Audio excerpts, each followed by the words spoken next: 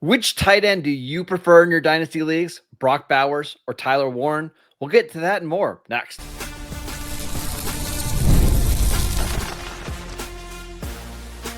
You are Locked On Dynasty Football, part of the Locked On Podcast Network.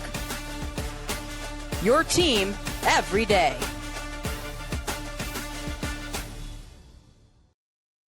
Welcome back to the Locked On Dynasty Football Podcast, part of the Locked On Podcast Network, your team every day. We'd like to thank you for making us your first listen of the day.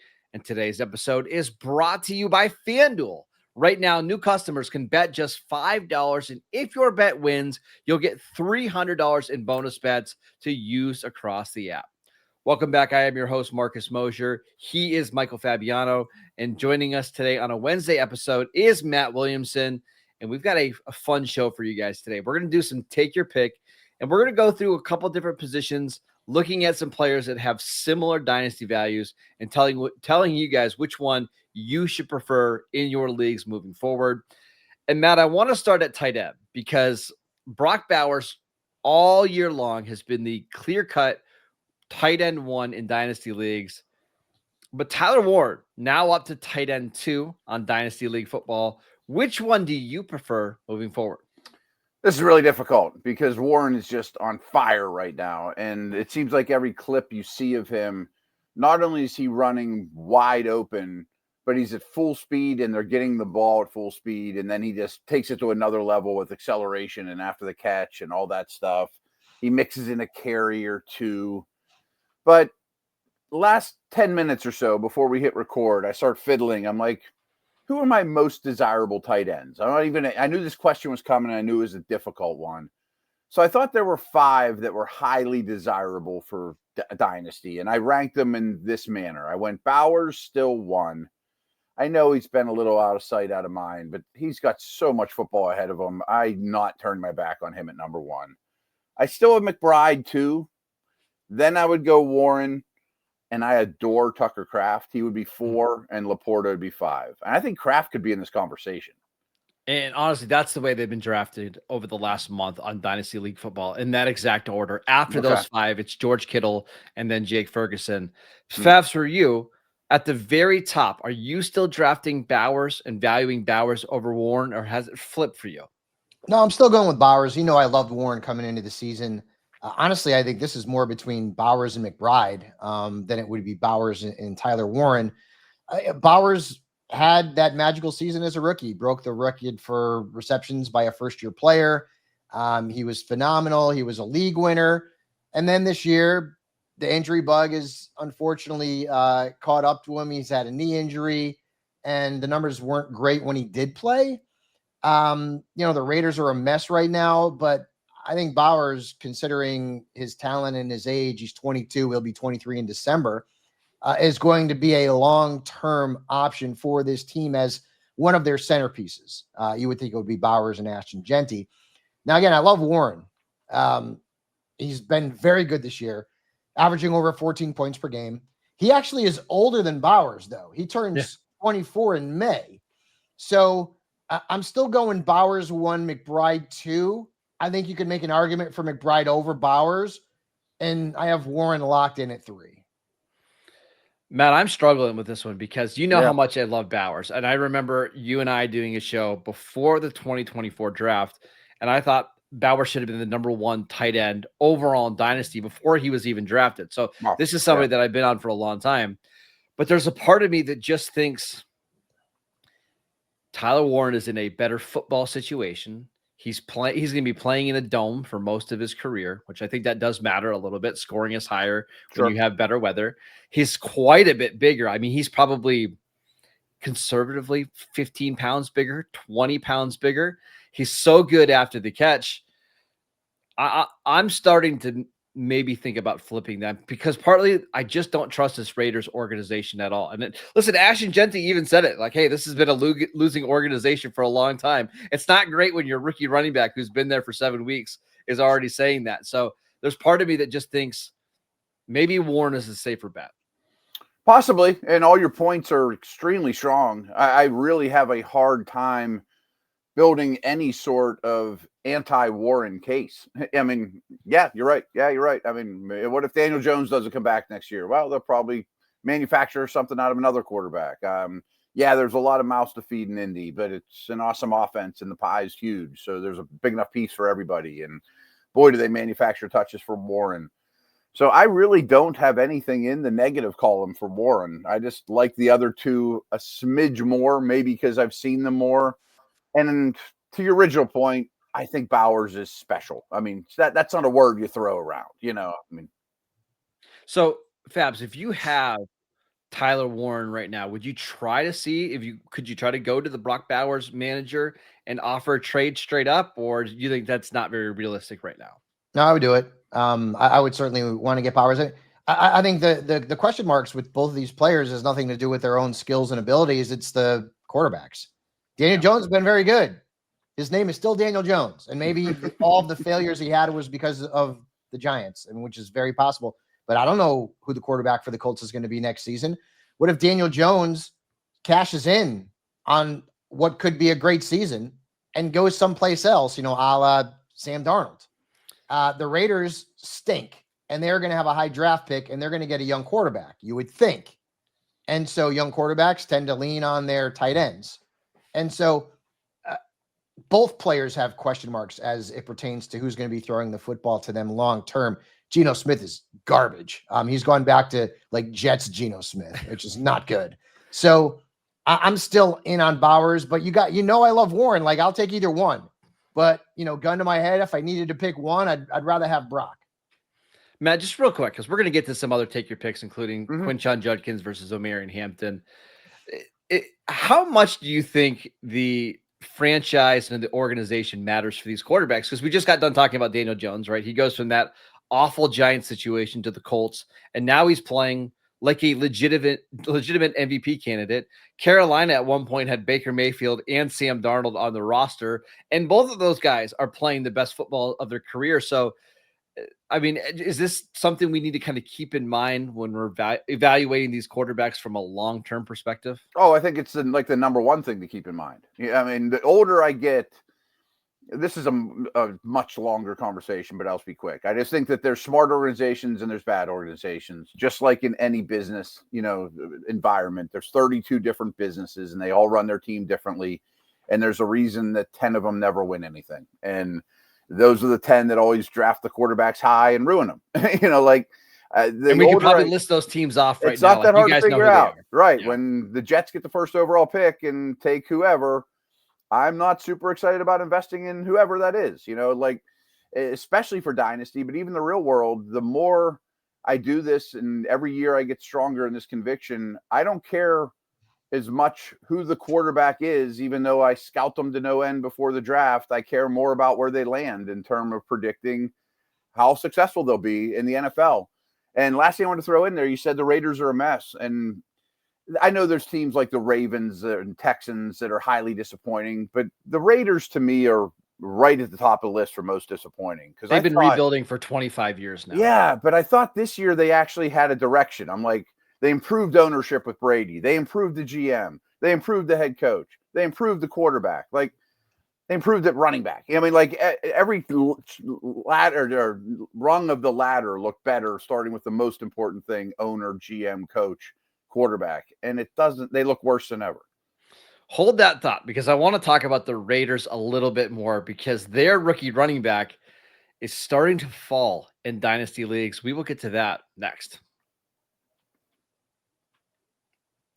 This episode is brought to you by Gametime. The NFL season is back, and honestly, there's nothing better than being in the stadium surrounded by fans cheering on your team. But let's be honest, getting tickets can be incredibly frustrating. Between queues, login screens, and prices jumping at checkout, it can be a massive hassle. But that's why I use Gametime, the app that gives the advantage back to the fans. Gametime is fast, easy, and backed by the Gametime guarantee. You'll always get 100% authentic tickets delivered on time and at the best price. Plus, all fees are included, so the price that you see is the price that you pay. I love how fast it is to get your tickets. I also love that you can go to the app, and get your views from your seat to see exactly what the seats are going to look like before you buy. Like, I don't want the goalpost sticking in my way when I'm trying to watch the game. And that is where Gametime comes through in the clutch. So download the Gametime app, create an account, and use promo code LOCKEDONNFL for $20 off your first purchase. Terms apply. Again, that is promo code LOCKEDONNFL for $20 off. Swipe, tap, ticket, go download Gametime today. Welcome back to the Locked On Dynasty Football Podcast. We'd like to thank you for making us your first listen of the day. Let's do some more take your pick at running back, Matt. And this one's going to be really tough because we all were big Ashton Jeanty fans going into the year. But the production has been pretty rough, and it doesn't seem like it's going to be getting any better anytime soon. Now that we've seen 7 weeks from all these running backs, Jeanty, Hampton, Judkins, how would you rank those guys moving forward? Jeanty, Hampkins, Judkins. I'm still putting Jeanty first. Now, this is a rough week to have this conversation because they snapped the football 30 times. I mean, they had 3 first downs, right? Yeah. I mean, I think Mahomes played 4 series in this game. I mean, so not exactly the best time to put Jeanty at the top of any list. But when the game, well, he still played a ton. His running back share is still tremendous. So I think even in just the pecking order of all dynasty running backs, I definitely would have Bijan and Gibbs ahead of him. And I know he's noticeably older, but I think I'd put Jonathan Taylor ahead of him still. So I think he's still 4 for me. But I hate his situation. I hate his offensive line. So I'm going Jeanty. Judkins gets the nod over Hampton for 2 reasons. First of all, he's healthy right now. And I like Hampton. I just don't love him because I think he's a size speed guy. And that sounds great. But I don't think he's as laterally elusive as I like or have as great a vision as I like. Judkins at the NFL level has really, really impressed me. What about for you, Fabs? First off, you forgot to refer to Quinshon as Quinshon Super Judkins. Come on, man. Have a little fun with it.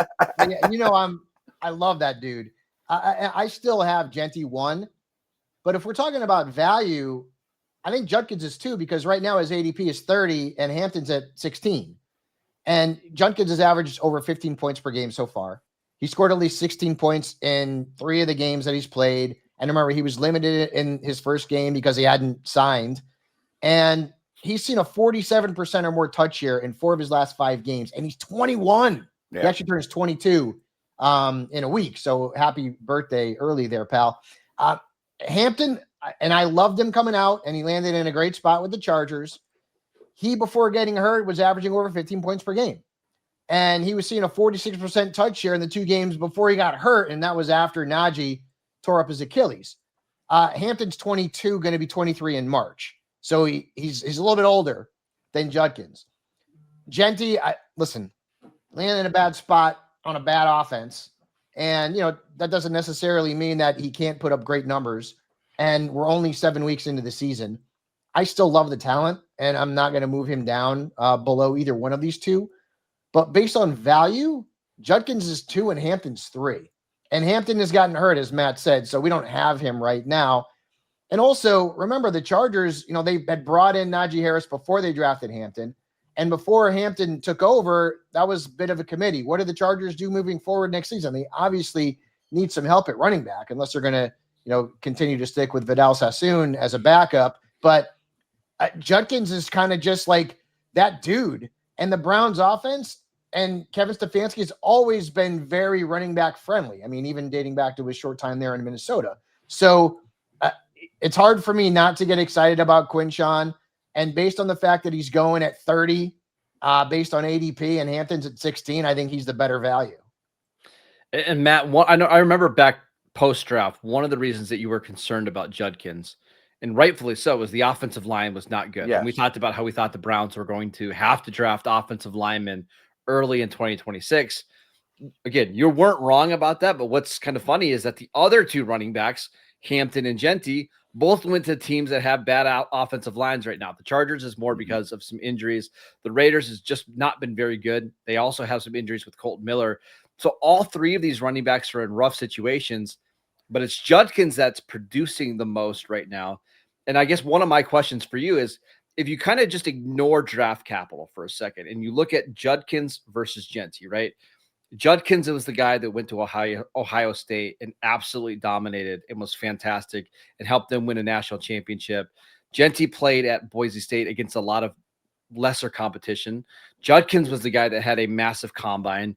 Jeanty didn't do anything. And based on what we've seen in the first 2 months of the season, Judkins has been the better player than Jeanty. Yeah.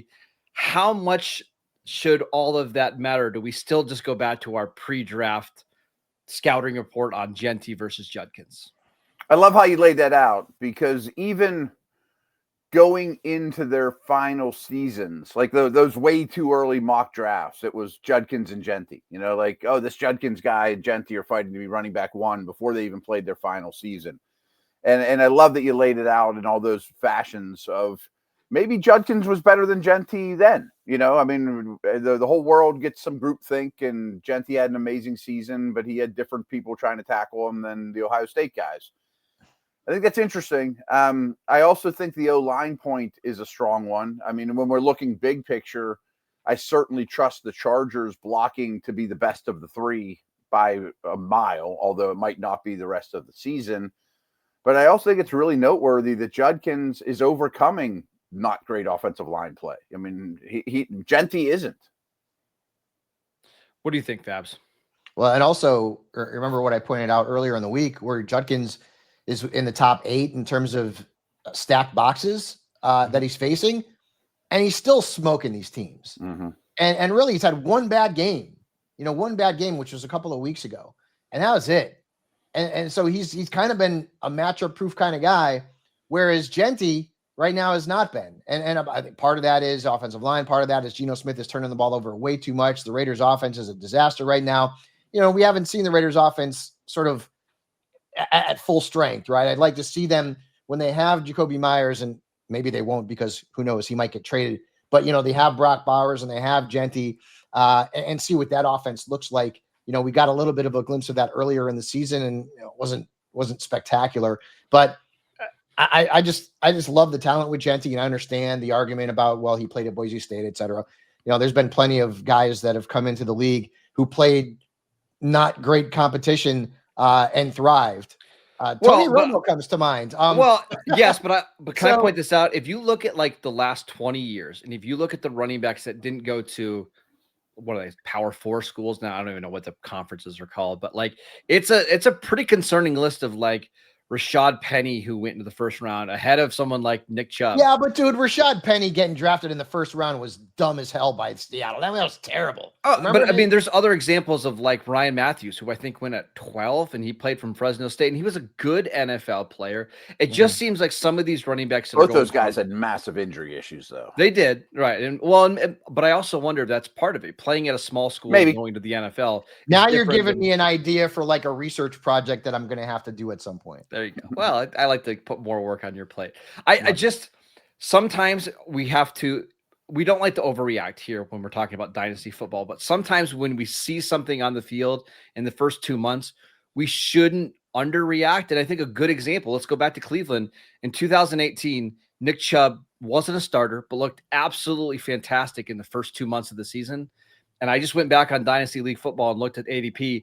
Rashad Penny was still being drafted 10 spots ahead of Nick Chubb because he had first-round draft capital, and everybody was convinced that Chubb wasn't quite the same caliber of prospect. I just wonder if, based on what we see in the first 2 months, if maybe we should start changing our priors a little bit.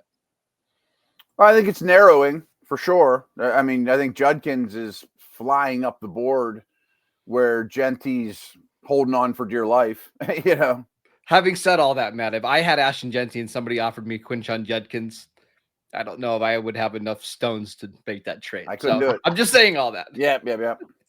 It's getting closer, though. All right, I want to talk about a receiver who is rising up the dynasty ranks. We also need to talk about Jaxson Dart because we talk about him every show. We'll discuss his dynasty value next. I'm Cody Rourke from Locked On Broncos, and this episode is brought to you by Peloton. Peloton is shaping the future of fitness with the brand new Peloton cross-training Tread Plus powered by Peloton IQ. This is Peloton's most advanced equipment yet, giving you real-time guidance and endless ways to move, whether you're running, lifting, or you're cross-training with your favorite instructors like Alex Toussaint. It's training reimagined to make your workout more personal. Peloton is built for breakthroughs with features that help you plan, stay motivated, and hit peak performance. You can let yourself run, lift, flex, and go while Peloton handles all the rest. Plus, Peloton IQ provides real-time strength coaching, tracking your progress and suggesting weights that challenge you so you can get stronger. Plus, the new movement tracking camera, it counts your reps and corrects your form in real time, making sure every rep is safer and smarter. So let yourself run, lift, flex, push, and go. Explore the new Peloton cross-training Tread Plus at onepeloton.com. This episode is brought to you by FanDuel. The NFL season is here, and FanDuel has an offer that you don't want to miss. Right now, new customers can bet just $5 and get $300 in bonus bets if you win. That's right. Pick a bet, put down $5, and if it hits, you'll unlock $300 in bonus bets that you can use across the app. I love FanDuel because it gives me so many different ways to play. Like, I love building parlays. I really like the money line parlays, like getting up on a Sunday morning, putting together a couple teams that you think are going to win during the afternoon. It gives you some other teams that you can root for. It's so much fun. Plus, it makes watching football even more exciting when you've got a little something riding on the action. And whether you're a casual fan or you love diving into the stats, FanDuel makes the game day experience so much better. So what are you waiting for? Visit FanDuel.com to download the FanDuel app today and get started. Welcome back to the Locked On Dynasty Football Podcast. We'd like to thank you for making us your first listen of the day. For your second listen, check out the Locked On NFL Podcast. 2 shows every single day. 1 in the morning with Tyler Rowland, 1 in the afternoon with Tony Wiggins, available wherever you get your podcasts. All right, Matt, I want to talk about 2 more players here. Let's start with Jaxson Smith-Njigba, who had another fantastic game on Monday Night Football. He's already up to wide receiver 7 on Dynasty League Football, but I want to run through some names real quick. Jaxson Smith-Njigba or CeeDee Lamb, who's currently wide receiver 5. Yeah, and so here's what I don't want to cut the chase a little bit. Well, go ahead. Chase is 1, Jefferson's 2 for me, and they're kind of in their own tier. I agree. Puka is 3, and I think he's very firmly 3 for me. And then these next 4, I think you can throw in a bag and shake them up however you want. And that's Smith-Njigba and Lamb, who you mentioned, St. Brown, and we got to kind of put an asterisk next to late neighbors, depending where your team is right now. But I could make the case that Smith-Njigba should be 4 on that list because of age over St. Brown and Lamb and the film. I mean, I had questions, not doubts. What if he's an every down outside the numbers player, not a predominant slot? And can he attack at all levels, deep and intermediate? Check. I mean, times 1,000. And it's kind of commonly known, like in the scouting circles too, that if you talk to those other Ohio State wide receivers, Olave, Wilson, Marvin, all those guys, Ibuka, yep. Yeah, they're all like, JSN's the best guy. Like they know. I think 4 is not crazy. Fabs, what about for you? How do you value JSN after what we've seen so far this year? Well, I remember last year. I mean, it's funny too because he was one of my breakout players from last year. And actually, he's breaking out even bigger this year. He's averaging, 7 catches a game. He's on pace for almost 2,000 yards over a full season. He's been phenomenal. And he's actually averaging 4 more yards per catch this year compared to last season. So the numbers are great. He's 23. He'll turn 24 in February. I still want Jamar ahead of him. I will say this. You guys aren't worried about Justin Jefferson even a little bit. And it has nothing to do with his skill set. Carson Wentz is not a good quarterback. He's not getting Jefferson into the end zone. And J.J. McCarthy in 7 quarters looked like a deer in the headlights. And so I'm a little worried about Justin Jefferson. this season and maybe long-term, depending on what the Vikings do at quarterback. But are you putting anybody outside of Chase ahead of him? Puka Nacua? But Puka gets so banged up. I could see him go CeeDee Lamb. Hell yeah. Dak Prescott ain't going anywhere. I'd rather have CeeDee Lamb than Justin Jefferson. I think I'd rather have Puka over Justin Jefferson. There's a world where Amon-Ra St. Brown goes over Justin Jefferson. And Justin Jefferson is awesome. And, we talked about how, well, he did it with Josh Dobbs and he did it with Nick Mullins. I mean, very small sample sizes. But, as good as a player as Jefferson is, like, has he lived up to expectations this year? He hasn't, because the quarterback play has been crap. And, I know they're starting Wentz this week. Wentz has another bad game, and it's playing in LA where they're going to blitz the hell out of him, and he's going to be running for his life. I think he's gonna have a monster game. And then they bring back McCarthy. That ain't better. So I'm a little worried about Justin Jefferson. I still love the talent, and I ain't dropping him out of my top, 6 or 7 wide receivers in Dynasty. But I can see an argument for Puka, for Amon-Ra, for CeeDee for sure. Even Neighbors coming off, he's got the injury. That one's a little bit shakier, going ahead of Jefferson, and I think JSN's in that conversation. So Justin Jefferson currently leads he's the all-time leader in receiving yards per game for a career. Until that stops being the case, I'm probably just going to keep him in my top 2. Like I just have so much blind faith in Kevin O'Connell to figure this out. And it's not like Jefferson's been bad. I think he's averaging like 88 yards a game this year. Yeah, but he's not getting into the end zone. I know. He's not putting up elite numbers. He hasn't done that this year so far. But I think if you're getting that many receiving yards, the touchdowns are going to come. Are they? Where are they? Touchdowns. Where are you? They'll come. Don't worry. Listen, Calvin Johnson had this problem for a while. He had a year where he had like 2,000 yards and 5 touchdowns. And then the next year it was like 13. So touchdowns can be a little fluky. I think he'll be okay. Matt, I want to give you a quarterback real quick before we go. Jaxson Dart. We talked about his dynasty value last week. He had another big game against Denver. He's currently quarterback 12, but some recent trades have him going straight up for like Justin Herbert, Caleb Williams, Patrick Mahomes.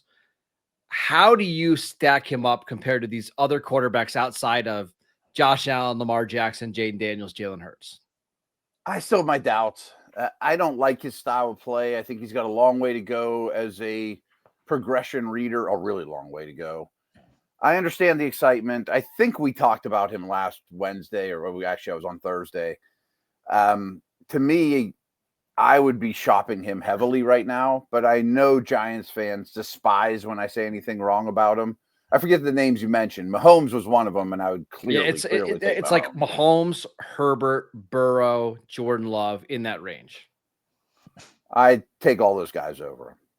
Okay. What about you mentioned Caleb too? I'd rather. Yeah, Caleb's in that range as well. Yep. Fabs? Yeah, you guys know I like him, but I ain't getting crazy, after 4 starts. But you got to give him credit. He's doing this without Malik Neighbors. I mean, he did it without Darius Slayton. But that Lil Jordan Humphreys is actually has some fantasy relevance right now. And when you look at what he could do in the ground, and if you look at his 4 starts and you project those numbers over a full season, he's rushing for like 750 yards. I'm just a fan. I'm not saying I want him over Mahomes. Do I want him over Herbert? That's a conversation. Do I want him over Kyler? Yes. I think Bo Nix is still ahead of him because Bo Nix has been underratedly awesome. And look what he did. Can you believe he scored over 35 points in 1 quarter last week? That's insane. That reminded me of the Redskins Broncos Super Bowl. Remember when Denver was up 10-0 and then all of a sudden Doug Williams went crazy and it was 35-10 after that, which is weird because it's both Broncos. Yeah. I like Bo Nix a lot, so I don't know if I'm going there, but there are some quarterbacks that I feel like he's moving ahead of. And top 10, top 12, I think that's where Dart needs to go right now. And I know you don't want to overreact and who the coach is going to be next year for the Giants because they're still not winning games. But I love the talent, and anytime a guy has got a big arm and can run with the football, and he has a bona fide stud in Neighbors coming back next year, then that's a lot of positivity and a lot of optimism for the future for this kid. I just have a hard time believing his stock is ever going to be hotter than it is right now. And while he's being Yeah. valued as QB 11, QB 10, you're probably going to be able to trade him for more than that, because inevitably there's going to be somebody in your league that absolutely loves Jaxson Dart. So I'm not saying that you need to sell high, but I would shop him around this week in Dynasty because, again, his stock is so freaking high right now. All right, that is it for today's show. We want to thank you for making Locked On Dynasty Football your first listen every single day. Check out the channel on YouTube. Download the podcast wherever you get your podcasts. We are free and available on all platforms. Follow Matt on Twitter at Williamson NFL. You can follow Fabs at Michael_Fabiano. I'm at Marcus_Mosher, and we will see you right back here tomorrow.